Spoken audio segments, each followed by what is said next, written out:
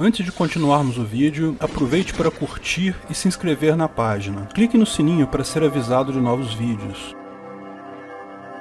Quem inventou o dia 29 de fevereiro?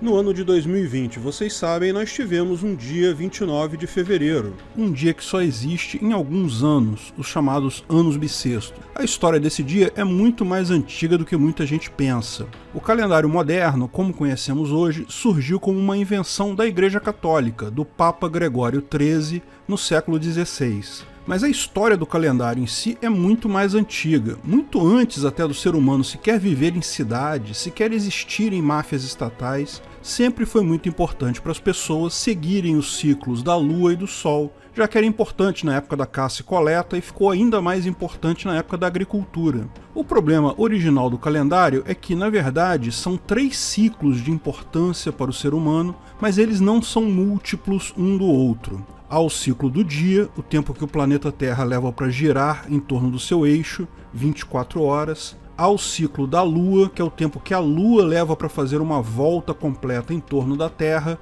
um pouco mais de 28 dias. E tem o ciclo do Sol, que é o tempo que o planeta Terra leva para dar uma volta completa em torno do Sol, aproximadamente 365 dias e um quarto. Esses 3 ciclos são completamente independentes, mas, para a praticidade, é muito conveniente definir os 2 ciclos maiores, o da Lua e o do Sol, em termos do ciclo menor, o do dia. Mas como é difícil encaixar os 3 ciclos, as primeiras civilizações se dividiam entre as que priorizavam o ciclo lunar e definiam o ciclo solar em termos deste, e as que priorizavam o ciclo solar e definiam o lunar como uma divisão deste. Os calendários lunares geravam o conceito de semana de 7 dias, que é a duração de cada fase da Lua, lua cheia, lua minguante, por aí vai. O conceito de mês, que na verdade é um pouco mais de 28 dias, que seria uma volta completa da Lua em torno da Terra. Embora isso tivesse muita importância no início, principalmente para a caça, rapidamente os calendários lunares foram substituídos pelos solares, muito mais importantes para a agricultura. Hoje usamos a semana sem qualquer relação com a Lua em si, apenas um período de 7 dias pré-estabelecido por padrão, e o mês como um conjunto de dias aproximadamente em torno do tempo que a Lua leva para dar uma volta completa na Terra, mas também sem qualquer relação astronômica real. Foi tudo o que sobrou dos calendários lunares. Os egípcios adotaram o calendário solar. Eles criaram um calendário de 12 meses de 30 dias cada e faziam uma vez por ano uma festa com os 5 dias restantes, fechando o ano de 365 dias. De fato, eles criaram até o conceito de estações, Aket Peret Shemu, ou inundação, que indicava a cheia do Nilo, semeadura, quando depois da inundação eles plantavam nas margens do Nilo, e a colheita, que é quando eles colhiam o que foi plantado antes da próxima inundação. Cada estação dessa levava 4 meses de 30 dias, totalizando os 12 meses do calendário egípcio. Mas o nosso calendário usado atualmente descende mais diretamente do calendário chamado Romulano, que surgiu nos primórdios de Roma. Romulano porque teria sido criado por Rômulo. Lembra daquela história dos 2 irmãos, Rômulo e Remo, que teriam fundado Roma? Então, esse calendário dele era um calendário lunar, que se baseava no tempo da Lua mais do que do Sol. O calendário dele começava no mês de março, depois vinha abril, maio, junho, em homenagem a deuses romanos, e então começava simplesmente a contar os números dos meses, alguma coisa que poderia ser traduzida para o português como cinquembro, sextembro, setembro, outubro, novembro e dezembro. Entendeu, né? 5, 6, 7, 8, 9 e 10. Esses meses já tinham 30 ou 31 dias conforme a definição deles lá, mas não é a mesma definição que temos hoje. Esse calendário, porém, tinha um problema, né? 10 meses de 30 ou 31 dias chegava a 300 e poucos dias e os outros 65 dias. Bem, eram os dias mais frios do inverno no hemisfério norte. Eles simplesmente paravam de contar o tempo, porque todo mundo estava em casa fugindo do frio, e recomeçavam a contar de novo em março do ano seguinte. Março era sempre a primeira lua cheia depois do equinócio. Isso funcionou bem por um tempo, mas às vezes era conveniente saber o dia mesmo no inverno. Então o imperador Nuna Pompílus, em 753 a.C., decidiu criar 2 novos meses, janeiro e fevereiro. Como o ano começava em março, ele terminava em fevereiro, e por isso fevereiro tinha menos dias que os outros meses, porque era usado justamente para fechar a conta. Só que essa solução dele incluía um problema. Antes, eles começavam a contar o ano, em março, sempre na época certa, porque era sempre na lua cheia depois do equinócio. Então não tinha problema nenhum de defasagem. Quantos dias tinha no período de inverno, não importa. Eles não contavam os dias nesse período. Agora que havia 2 meses ali, começou a ter um problema. A cada ano, o ano ficava um pouco mais cedo, porque, tenho certeza que você sabe disso, o ano tem 365,2495 alguma coisa, ou seja, 365 e 1/4 de dia aproximadamente. Esse 1/4 de dia nem faz diferença em poucos anos, mas o efeito foi acumulando ao longo do tempo e o ano começava cada vez mais antes do fim do inverno. Eles resolviam isso aleatoriamente, incluindo dias de vez em quando. Na verdade era mais complicado que isso, tá? Fevereiro nesse calendário tinha 23 dias, e aí eles incluíam um mês bissexto, que eram alguns dias adicionais num outro mês além de fevereiro. Mas essa complexidade toda não vem ao caso. A lógica era essa, e esse calendário do Nuno Pompílis temos até hoje os nomes de quase todos os meses, menos julho e agosto, que ainda se chamavam cinquembro e sestembro. Mas Júlio César, o grande general e ditador romano, resolveu tornar a coisa mais metódica. Ele se inspirou no calendário egípcio e em 46 a.C.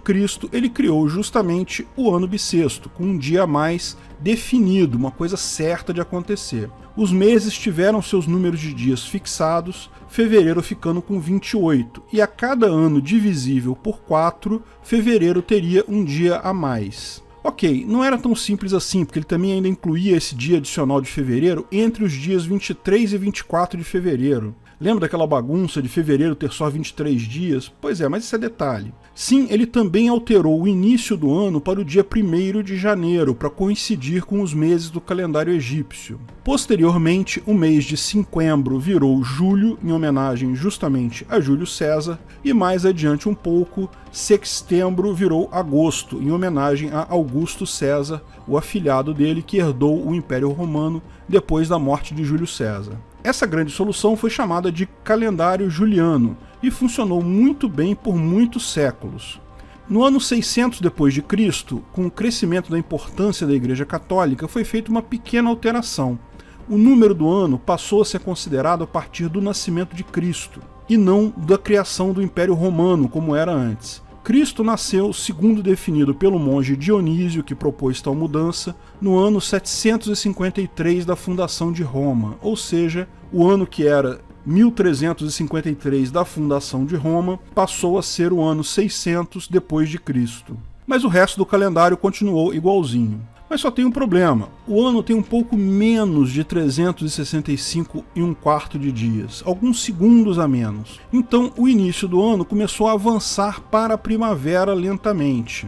Isso não fazia diferença em poucos anos, mas ao longo de vários séculos começou a ser notado. Em 1582, o Papa Gregório XIII promulgou o chamado calendário gregoriano, que é basicamente a mesma coisa que o calendário juliano, com apenas alguns acertos menores. Anos divisíveis por 4 são bissextos, a menos que sejam divisíveis por 100 também. Então o ano de 1600 deveria ser bissexto porque é divisível por 4, mas não foi bissexto porque é divisível por 100. A outra regra diz que anos divisíveis por 4 e por 100, mas que também sejam divisíveis por 400, são bissextos também. Então o ano 2000, que não seria bissexto por ser divisível por 100, mas foi bissexto, porque também era divisível por 400. Mas o Papa Gregório XIII também resolveu corrigir a data corrente e somou 11 dias para corrigir o efeito da falta desse calendário ao longo do tempo. O mês de outubro de 1582 foi estranhão, olha só. Essa alteração foi bem mais complicada, levou muito tempo para ser replicada por todo o mundo ocidental então.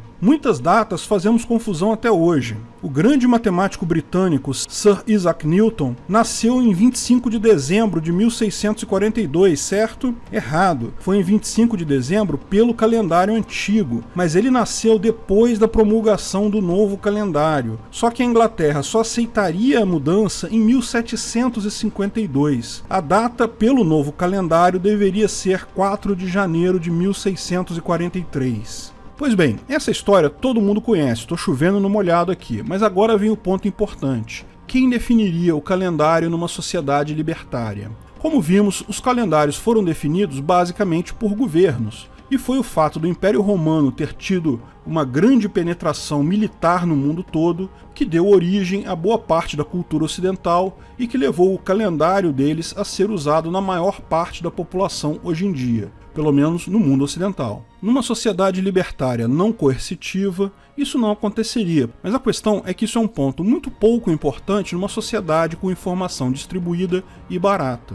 Por exemplo, hoje judeus, chineses, árabes e várias outras culturas no mundo têm calendários diferentes do que usamos aqui. Mas basta você digitar no Google o dia para saber a equivalência em qualquer calendário do mundo. Como explicamos no vídeo Sem Governo, quem iria encher nosso saco com horário de verão, por motivos óbvios o título do vídeo ficou desatualizado, não temos mais horário de verão, mas o vídeo fala de um monte de coisa além do horário de verão, fala basicamente de padronização. Pesos, medidas, tipo de tomada, mão de direção, e poderíamos incluir aqui também o calendário. Lá explicamos que padronização é algo benéfico para todo mundo. O ideal é que todo mundo usasse o mesmo peso, a mesma tomada e, lógico, o mesmo calendário. Isso é algo óbvio e a padronização tende a surgir naturalmente nas sociedades com informação ampla e distribuída. Ninguém precisa te obrigar a usar alguma coisa para ter uma base de comum com todo mundo, porque isso é o melhor para você. Você não precisa ser obrigado a fazer algo que já é o melhor para você.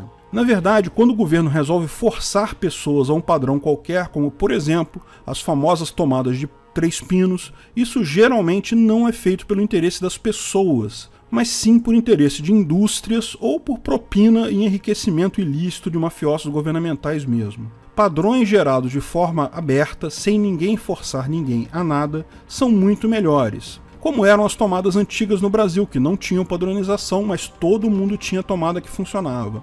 E a USB, que está virando um padrão mundial, agora na era da informação descentralizada, que está cada vez mais sendo usado para a energia.